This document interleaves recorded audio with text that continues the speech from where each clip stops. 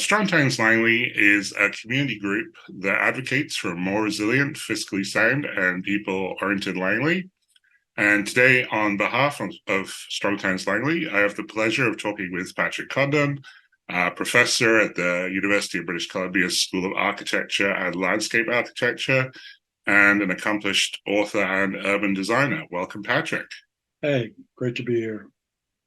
So today I was hoping I could start our conversation and sort of focus on a history lesson kind of on the East Clayton neighborhood in Surrey, which was designed in cooperation with UBC, with yourself at the forefront.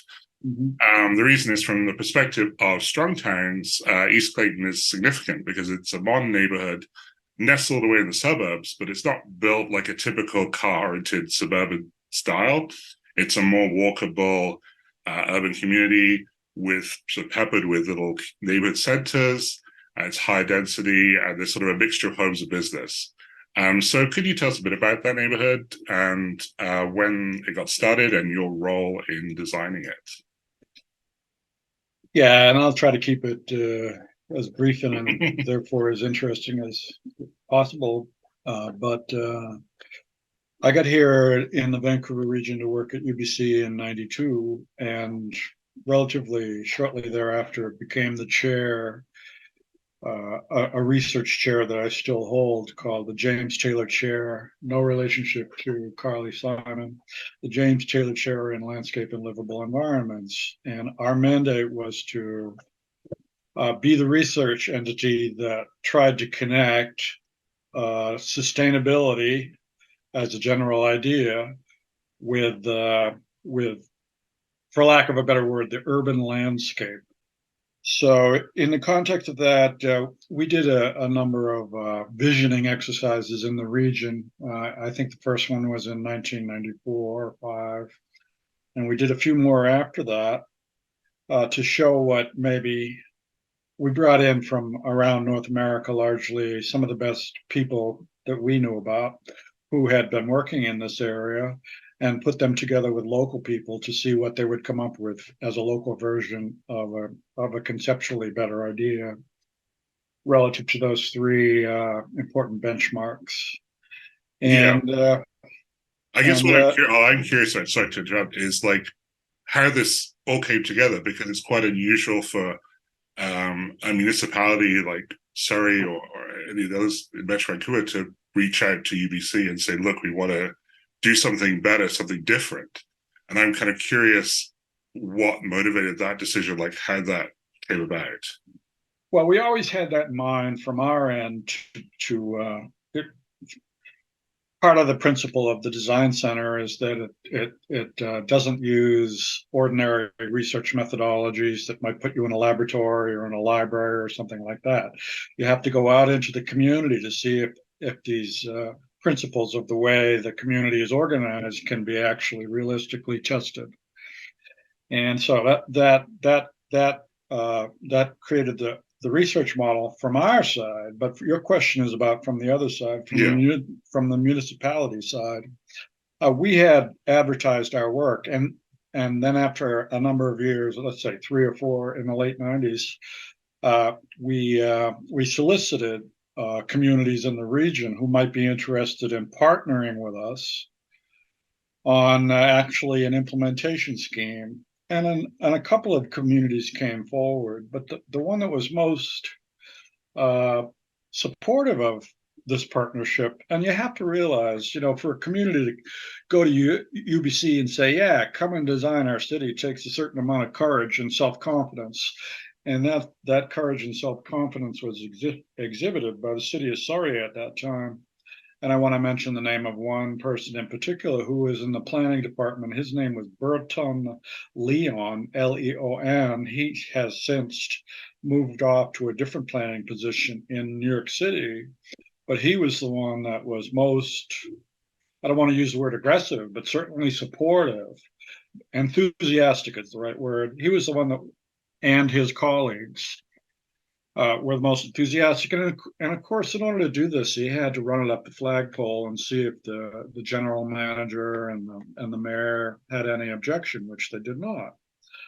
So it became the strategy of the city, with our assistance, to see if they could create a community that hit a certain set of sustainability principles that were partly of our derivation. There were things like 5-minute walking distance to commercial services and transit, buildings with a friendly face to the street, zero impact stormwater system, and there were 3 or 4 others, including affordability, which were the drivers, and that was reviewed by council, and they said, sure, those all seem like a good idea. And then they set us up with a neighborhood association, which in the case of East Clayton, the neighborhood stakeholder group was people who owned land. There were others, but the ones that typically during the 90s operated in this capacity as advisors were the ones who owned the land already. And the land at that time was owned in 5-acre parcels or 2-acre parcels or 10-acre parcels, that kind of thing, having devolved from an agricultural landscape at that point. So, long story short, working with that committee and the planning department and our group, we set up a bunch of, our assistance was to set up a process, really, Yeah. a process of engaging with stakeholders beyond the landowners and beyond the city, which included, citizens of the city of Surrey, school PTA members, Parent Teachers Association members, and people from TransLink and so forth. The fire chief was on the panel. A whole bunch of people were brought to a table where we actually brought in designers, again from around North America, and ourselves from our research center, to work with them and in 5 days actually draw up the plan. And the plan that was built was the one that was drawn in those 5 days in a public forum, with every move of the pencil being argued over, with everybody who had stakeholder is a horrible word, but really there is nothing to replace it, because it's people who have a stake Yeah. in the process, and there were many, and they come from various walks of life, including financial, because the developer was at the table, of course, as well. Yeah. So that was how it happened. Yeah. And It then sounds like it was just a lucky kind of sequence of the right people, the right place, and the right time that it all kind of came together. That's the impression I'm getting from what you're saying. Yeah, I would leaven that a little bit. Our interest was always to create a process that could be repeated, Hmm. and to some extent it was repeated. And I think the influence of East Clayton in the suburbs has been really quite profound. But the process itself has been not repeated as often or as artfully as I would have liked to have seen in the succeeding 2 decades. Yeah, I think I'll agree with you on that point. Like what we're seeing, and Langley, the Willoughby neighborhood obviously takes some cues from Clayton in terms of the design, but I definitely hasn't kind of followed that same strategy of everyone coming to the table. So that's really fascinating, that process, and certainly I would say one of the best ways to go about doing it. I want to interject a point on that. It is the best way of doing it. Yeah. And it's a rather subtle principle, but an important one, incorporated in our philosophy, which I still adhere to, is that sustainability, if you're going to really do a good job of synthesizing these different realms of finance, culture, and ecology, it requires a different methodology, a different way of solving problems. You have to rely not so much on science or high-paid engineers or all that stuff.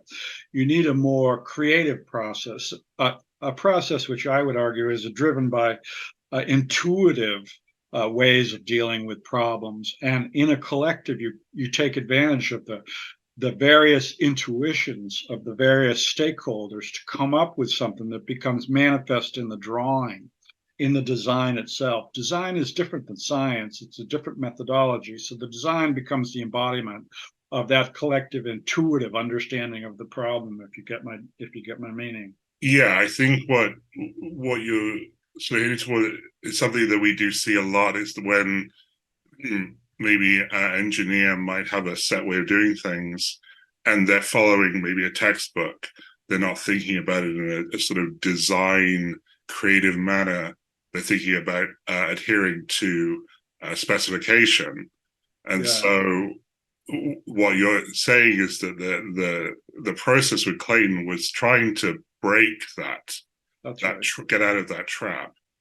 I just wanted to sort of move on to my next question. Is that East Clayton? It is referred to as a complete and sustainable neighborhood.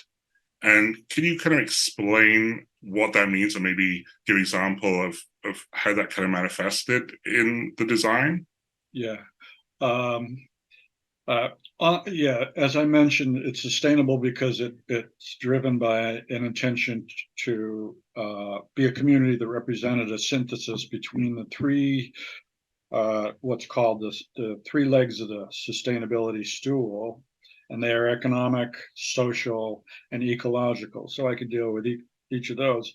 Yeah. Ecologically, it was a lot to do with walkability and busability. And also, there was an aspect of busability and walkability that had to do with density as well. You can't have busability and walkability if there's only one dwelling unit per acre, because then there's nothing to walk to, and it makes no sense.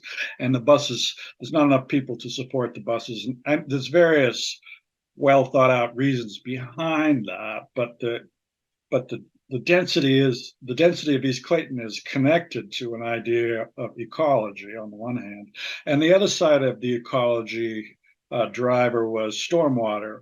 That particular part of our lower mainland landscape, I had a particular problem of the uplands were shedding water into the lowlands and flooding the lowlands, and it also was damaging any possibility of salmon and other biota reinvigorating the streams in the future. That's still an important issue, but in the 90s, it was a very important issue in comparison to climate change, which has sort of taken over from it now. So that's the ecological side. On the financial side, it had to make a profit for the developers, right? Because otherwise they weren't going to build it.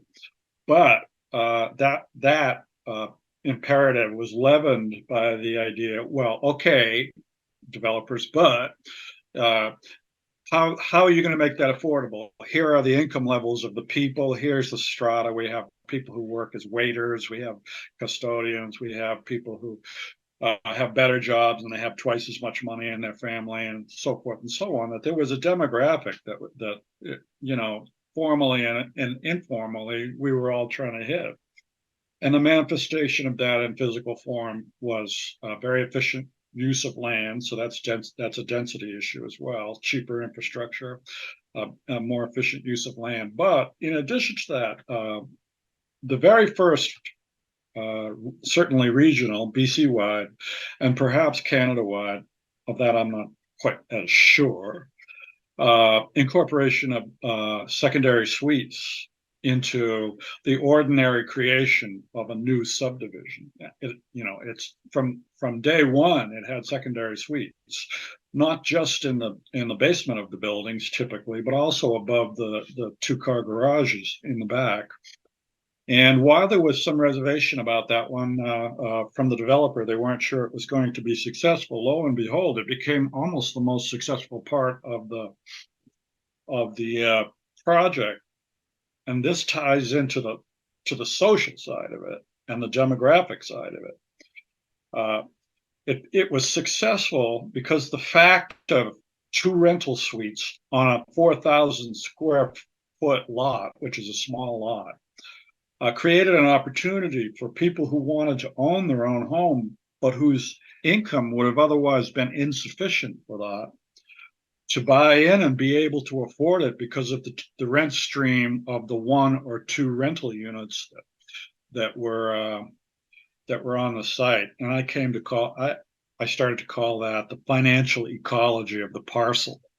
How it has an internal, mutually supportive financial relationship between different kinds of families, which I think is really it's still to this day a wonderful feature of the neighborhood because they have these mixed incomes and there's renters and owners in the same neighborhood, not just in Yeah. the same neighborhood, but in the same building. Well, those units are also affordable rentals as well That's right. that side. They remain among the most affordable rentals in the region. Um, yeah, that makes sense. I just kind of wanted to, because I understand that obviously it was a group of you all designing it, but I would really love to hear about inspirations for the kind of the design, like the type of housing and just the neighborhood configuration. Were there inspirations taken from other cities, other places? Yeah, I would say, yeah. I mean, our research and the research of like-minded colleagues to me throughout the world, really, and particularly in North America, was in addressing the sustainability problem, we wanted to look at everything we could, and particularly look into the past and find areas, find forms that had these characteristics that were increasingly important, and see if they were applicable in our local circumstance. Thus, the transformation of theory into actual practice with actual stakeholders at the table as a necessary methodology. And among those were like walkability, worldwide. If you want to reduce vehicle miles traveled per person per day in automobiles, you gotta prioritize something else besides the car. And so that became walkability, and a number of others were drawn from historical precedents. The one I've most detailed in my career is the idea of the streetcar city, which is it stands for the city part, not the streetcar per se. And certainly parts of Vancouver have that quality of streetcar city, where you have the right density to have enough walkers to go to the main arterials, to use the buses, to stop at the shop that's along the arterial. That's a very North American form that has a lot of positive sustainability benefits that accrue. So I think you may have noticed the sort of physical relationship of East Clayton to parts of Vancouver, for example, and the Kitsilano district of Vancouver in particular. Mm-hmm. Yeah, I wanted to also kind of touch on the resilience aspects because of Strong Towns, we talk a lot about building a resilient place. And you've already talked about the financial standpoint for developers, making it profitable for them. But the side we talk about Strong Towns is can the area be financially resilient in that over the years, as roads need replacing, the actual taxes paid by the homeowners and businesses will cover that true maintenance cost. The city won't need to keep building growth to subsidize the roads.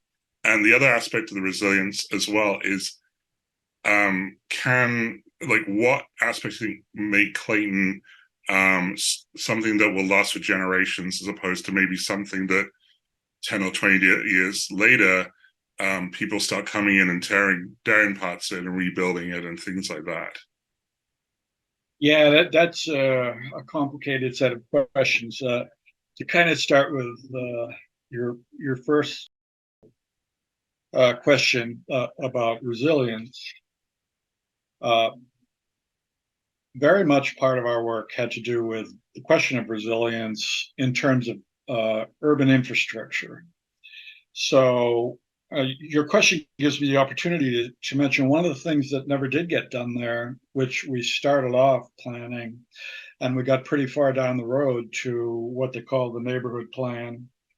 To incorporate that was, for example, this is a very important but very simple example, were streets that would not have curbs, which would allow the water to drain into a grassy boulevard on the side and be infiltrated. And not only would it be way more ecologically efficient than what we eventually had to do, but it would be 10 times cheaper than an ordinary road system because you're working with the natural systems rather than against them. And the reason why it wasn't done was because there was amongst the stakeholders, the key stakeholders could not agree because their feeling was that that would make the landscape too messy on the one hand, or the developer thought it would be too messy to sell, and the engineering department felt that it would be difficult to maintain that edge. So I think there's still a lot of challenges out there in the future in terms of resilience that the East Clayton project didn't quite get all the way to answer your question effectively on the infrastructure side. And the street infrastructure is the most important. As a consequence of our inability to get a natural drainage system installed, what happened was they put belts and suspenders in the system. There's both an infiltration system, which cost a lot of money because it's intensely engineered, and a 100-year storm capacity drainage system, which is also an expensive response that could have been avoided entirely by a natural drainage system. And if you look at the early plans, it's organized such that the streets would have drained into a central artificial stream that would have ended going out into, I think it's, I can't remember the name of the stream now, but it goes down into the Serpentine River Valley. Anyway, Yeah. that's something that we I didn't think get a what you're chance to do. talking about with those ditches called like a bioswale or something like that. I can't remember the exact word, but there's one, they've built one in Willoughby, but there is one, they've done a sort of ditch, which is like a natural creek for drainage. So that's really interesting of thinking. I never would have thought about that from a strong town's perspective of Well, saving actually, money, yeah. See, infrastructure money. So that's really it, interesting. that's what I'm talking about. It saves a Yeah. lot of money, and it's Yeah. not so. The the the engineering device that you're talking about it is the same is in the same category, but the 90% of what we were going to do, what we wanted to do, was just in the band of grass between Mm, the car land and the pedestrian land where the trees go. That would interesting. that would that would be only gradually sloped to the middle, uh, and still mown by the homeowner, as they ordinarily do with the boulevard. And yet, it would also, on storm days, provide the opportunity to take the water from the yard and also from the pavement, and taking advantage of the capacity of the soil right there in front of your house to infiltrate back into the water table would have been Interesting. way more ecologically effective than what was eventually done. But Hmm. I don't want to go negative, because what was done did demonstrate the possibility of having zero impact on the receiving streams. And I did want to say one more thing about Sure. resilience. The other aspect of resilience that people don't often think about is when you do a large condo project. It's like one big building, and it's probably not going to change. There's not going to be much adjusting to the size of the apartments or the building itself because of its mass. And the taller you go, like with a tower, you can't change them. You will have to tear it down. But when you set up like East Clayton, a lot of individual parcels, and you get the maximum uh, capacity utility in terms of ecological and social benefit from each parcel, you build in resilience because each of those parcels is easy to change relative to a bigger investment. And also, you can be very within the parcel responsive. If you want to capture the rental unit, you could easily do that. If you want to expand the number of bedrooms in the rental unit, you can also easily do that within the configuration of your own parcel. If you want to add a little mudroom onto the back of the building for your pottery or something like that, you can do that. Or you can turn the basement space into a commercial space. Yeah, If that's something I wanted to ask you about as well, because I believe a number of houses in Clayton are zoned to allow businesses on the lower floor or on the site. And I kind of want to learn a bit about that, because that's, again, getting that kind of local, encouraging local business is something typically a suburb would not allow. That you'd have just, no, this is residential only, no businesses here. We don't want people driving in and stuff like that. But Clayton, took a risk in saying there are some houses there which allow that. Correct? Yeah, there's one main artery, east-west artery. I can't remember the numbered road at the moment, where that was part of the plan, and they did build them, and it wasn't without its risks Hmm. because there were additional costs. You had to double fire separate what could be that commercial space and the above living space due to fire code reasons. So the developer made mention of that and said, well, that's not, I don't like that part. And also a separate entrance on the front. You'll note that those particular buildings have New York style entrance that when you get into the front yard, you go down 5 or 6 steps to get into what is in some cases a commercial activity. I went by there a couple of years ago and I saw people like tutors or people who give music lessons are taking advantage of those spaces. I hope to see more of that in the future. Yeah. So, I mean, I think that's something you do generally see as sort of non-disruptive businesses in those kind of spaces, I guess Yeah, because of the parking limitations. And that's kind of interesting to me as well, because I think sometimes there is a fear that if you open up, you allow front yard businesses in the suburbs, it is going to be very disruptive. But in Clayton, presumably you are allowed to run any business, pretty but much. people are naturally moderating it. They're going, no, I don't think that's a good idea. I'll do just my piano tutoring because that's suitable. So it's placing that trust in people instead of mandating it in the zoning code. So I think that's Yeah, interesting as well. I think that relates to strong towns as a as a set of philosophies that are very compatible with the way I've been talking about it too. It's the idea of trust the people, Mm-hmm. and that there's an organic rightness that's sometimes demonstrated in traditional communities. And if you study them and understand them, you will understand that they are both organically correct as well as efficient in the sense of being financially more efficient and also more efficient in terms of resources required to maintain them. Yeah. Something else I did want to talk about is that, well, actually following on from that, is that Clayton, it is still quite rigidly zoned and quite rigidly planned out. Do you think that is the right approach, or should we be moving away to more flexible, maybe moving away from zoning altogether? There's been some discussion of zoning being a negative. So, I'm curious to hear your thoughts on that. Yeah, this is a real tar baby for me lately. So I'll start by saying that the original intention of all this was very profoundly to create affordability. But at this stage of my career, I realized that the premises that I had at the beginning of my career turned out not to be correct. The major one was that adding density and doing all the stuff that we're talking about here would lead to affordability, and that average wage earners would be able to afford homes and the mixed demographic and so forth, which I'm proud of, and East Clayton would be a piece of that.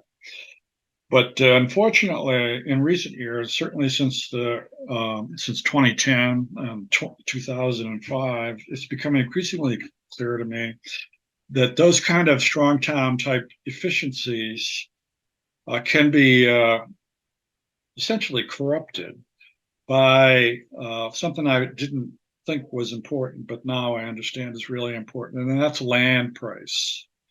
The cost of land in the Lower Mainland, for example, that is appropriate for development at a higher density now, is enormous.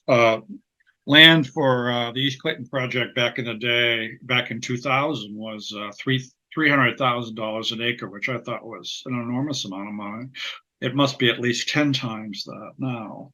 So the consequence of that for the developer is that they have to incorporate the price of that land into the sale price, or in another version, the rental price of that whatever gets built. So that has pushed the more, unfortunately, in my world, the more you enhance the density and increase efficiency, the problem becomes that it doesn't help affordability, because the advantages that you have brought to that issue through design and planning and financing ends up getting absorbed in the price of land. Hmm. So for me, I'm quite disappointed that in our region and across the world, really now, a lot of people are talking about throwing away zoning to enhance affordability. And I know for sure that that's exactly the wrong way to do that. That to some extent, zoning was used at East Clayton to insist on affordability. But Interesting. the planning process built in affordability as an objective. But just to get rid of zoning altogether and hope for affordability, that's the exact opposite of what should be done. You make an interesting point that by using zoning, the goal was to make things more affordable. So that's kind of interesting. Um, Something else as well, kind of in that whole zoning topic, is single family homes. Now there is kind of in Clayton, there is a lot of single family homes, kind of rather than going all in on maybe what you would have seen in an older, like an older traditional town of row homes. Clayton still has a lot of single family, and just, I mean, is that because of it was modeled on these sort of Vancouver streetcar suburbs, or was there kind of other cultural reasons behind that decision? I'm just kind of curious on that point. Well, I've walked it fairly recently, and I've looked at all the houses, and I'm not talking now about the plots that have apartment buildings over the garage. I see most of the evidence of occupation of the basement floor, which is typically a rental. You can't guarantee that from the street, but Mm. those are not just storage spaces. You can see in. I mean, I didn't lean down and peek in the windows, but you could see in. You could see there's a living room in there and a kitchen in there. So it's not. So you can tell it's a dwelling unit. And I think my estimate is that certainly way over half of all those are not really single family homes. They're actually duplexes because they have Yeah, at least two that's true. units and in many cases three. So let's assume that they all got built out at their allowed density, which isn't the case. I think the average density is probably closer to 2 than 3 on each parcel. So, but at a density of 3, those are 4,000 square foot parcels. So there's 10 or 12 parcels. So that ends up being 30 to 40 dwelling units potentially per acre, which people don't really understand. That's townhouse density. That's mid-level townhouse density is already in there, and yet it has the resilience that we talked about earlier. Mm. That those are individual owners who are also landlords, which is a good symbiotic relationship because they enhance the affordability for both sides, unless that affordability gets captured by the landowner, which is my current bête noire. Yeah, that makes sense. So again, it's the idea of sort of empowering, because sometimes I sort of, yeah, like you said, it was empowering the owner. I was kind of in the back of my mind thinking there's a sort of a cultural thing, in particularly North America, the desire to own a single family home, and so as opposed to a multifamily. So I Yeah, sort that's of what I see think. Clayton as maybe trying to kind of let people have that desire while also having density and other units. Perhaps that's just my interpretation. No, that's my interpretation too. I mean, I grew up in a place where in Massachusetts, you probably picked up on my quasi-Bostonian accent. But the town I grew up in, there was a lot of, there was a lot of ownership, but there was also a lot of owners renting stuff, like the classic Boston three-decker that, you see them in the movies about Mm. Boston. Those were almost always owned by somebody who lived in the building, but they were renting out the other one. And, sometimes the patriarch would be the owner, but the cousins or the sons and daughters would live downstairs. And when the patriarch died, the sons or daughters would get the building, so it could stay. It could stay doing a dual service, both of ownership and supplying opportunity for dwelling spaces to people that weren't always your relatives, but it was a Mm. cultural thing that was very much part of the fabric of the community. And I think that definitely inspired thinking of me and many people like myself, that if you could build that in, why not? That kind of, you don't have to exclude ownership in order to get rental. In fact, the urban places that are the best are when ownership and rental are mixed together, in many of the parameters that I'm interested in. Yeah. That's fascinating. I never would have connected the yeah, I know exactly what you're talking about, the three-story. You see them in a lot of movies that are shot in Yeah, Boston as well. Yeah, I know yeah. exactly what you're talking about. One final thing, I think, just want to kind of wrap it up. Maybe you can elaborate on something on this.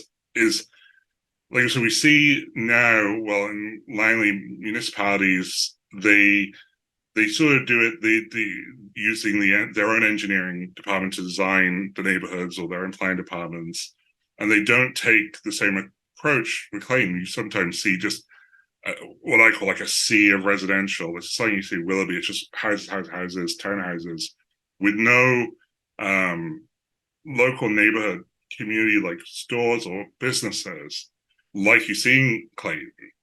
And I just kind of want to understand, what is there anything that we can do to encourage municipalities to um, do better, design better neighborhoods, think about these local local stores like corner stores, local employment opportunities, trying to stop making things so single use, not so much single use zoning, and more the clean approach of you have things peppered throughout. What can we do to kind of encourage that to happen? Yeah, well, I think the simplest answer to your question is that East Clayton demonstrated that these are all great ideas years ago, and that should be the baseline. It shouldn't be that we're not doing as well as East Clayton. My opinion is you should be doing at least that well, uh, because that was 20 years ago that thinking was done. But having said that, in addition to that, in a more aggressive way than East Clayton did, and we were pretty aggressive in terms of building the place so it was affordable. Uh, in the terms that we've talked about, the ecological synergy of the site, the financial ecology of the site, the demographic mixing, and all those things, that was built in. But that was built in a period of history that doesn't exist anymore. When we did East Clayton, uh, the market in the world, not just in Surrey, the market in the world was about matching housing type to local incomes. That was in the year 2000. But here in the year 2023, that's not the game anymore. The game is financialization of the asset value of housing, whether you're a landlord or a condo owner or a homeowner.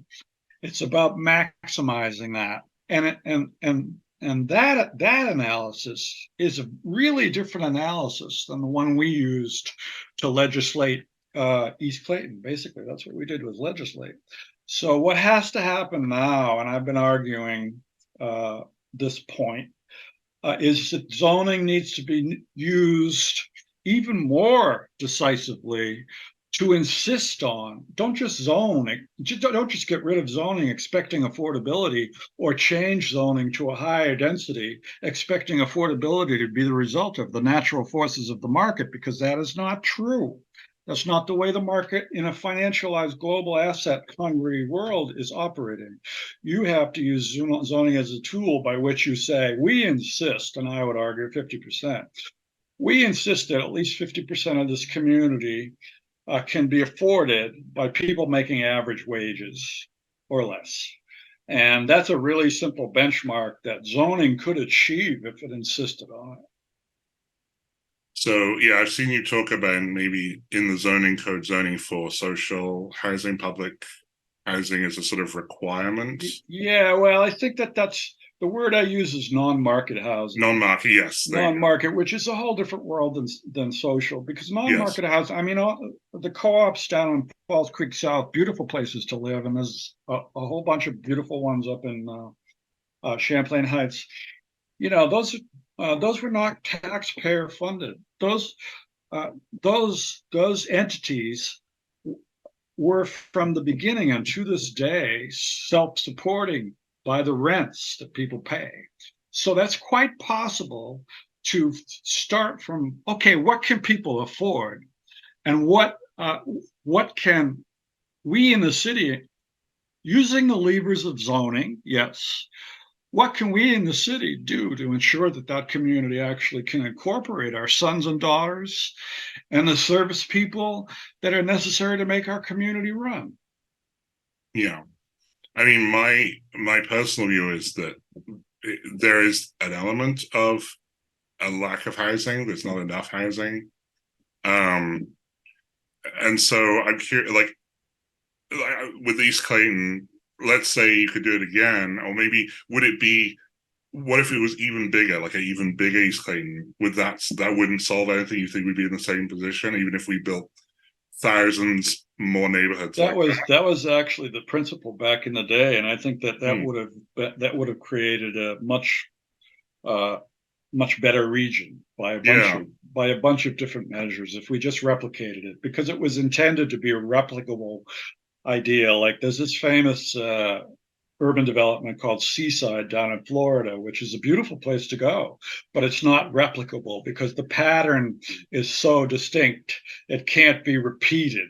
But the idea of the streetcar city or East Clayton both adhere to the principle that whatever we come up with, it needs to be replicable, that you can do it over larger areas, that it's not just a one-off. So to some extent, East Clayton has uh, provoked some of what I hoped for in terms of, it has been replicated, but as you pointed out, in a kind of watered down version yeah, from place to place. Like, for example, the grid of streets versus the cul-de-sac.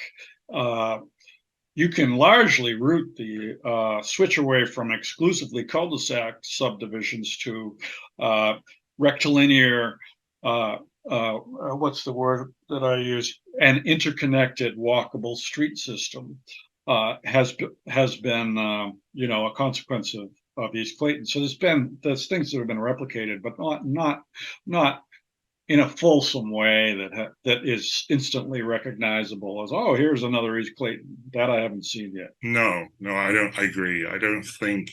I mean, even as I mentioned, Willoughby, it doesn't incorporate the laneway houses to the same extent. I mean, there are basement suites, but it is a lower. There is on those single family lots. It is lower density. So Yeah, we haven't seen, and there is also, it does seem to be like a resistance to doing a grid, a sort of street grid. So it's interesting. I don't know exactly the reason why, but yeah. So it's that's interesting. You talk about being a replicable process, and hopefully we do see that. We hope that's what I'm hoping. Again, with talking to you today is kind of maybe spread the message. We need to see more of what East Clayton did. Get the stakeholders and local community members and experts all together at the table and come up with amazing plans that are strong, resilient, and will last generations and give people local opportunities and to start their own business and things like that. And I think that is the way forward. yeah, well, yeah, that's a great concluding statement. And my contribution to that would be to say if there's one thing to take away from this conversation, it's that the process really matters. That Mm-hmm. if we want to have sustainable, equitable communities, we really need to get a different process of legislating them. It has to be, an intuitively driven, stakeholder friendly, very transparent process, and bring forward the best of the past into the future in a way that's understandable by citizens and elected officials. That would be ideal, because that's the part that didn't get taken up. Mm-hmm. Well, thank you for your time today. I really appreciate it. And Sure. yeah, we'll Good see. luck to Hopefully this will be better. good luck to you and the other citizens of your community. Thank you so much. Good luck. Bye bye.